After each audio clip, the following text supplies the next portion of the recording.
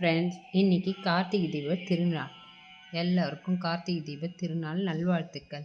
நான் ரெடி பண்ணி வச்சுருக்க விளக்கு தான் உங்கள்கிட்ட காமிக்கிறேன்.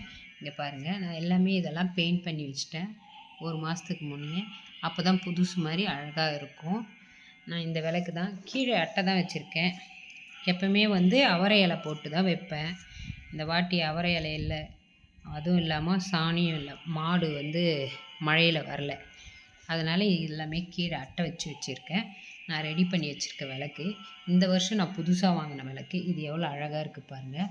6 விளக்கு வாங்கினேன். அடுத்தது இது சிவன்லிங்க விளக்கு வாங்கினேன். இதுவும் அழகாக இருக்குது. எவ்வளோ அழகாக சிவன் போட்ட மாதிரி வைக்கிது பாருங்கள். விளக்கு இன்னும் நிறைய விதவிதமான விளக்குலாம் இருக்குது. நான் இது மட்டும்தான் வாங்கினேன். அடுத்தது இந்த எலக்ட்ரிக்கல் விளக்கு வாங்கினேன்.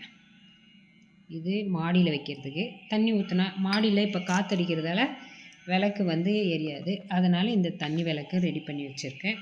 அடுத்தது இது என் ஃப்ரெண்டு எனக்கு கிஃப்டாக கொடுத்தாங்க. இது டிசைன் விளக்கு. அது அடுத்த வீடியோவில் காட்டுறேன் எப்படி இருக்குன்ட்டு. தேங்க்யூ. அடுத்த வீடியோவில் பார்க்கலாம். இனிய கார்த்திகை தீப திருநாள் நல்வாழ்த்துக்கள்.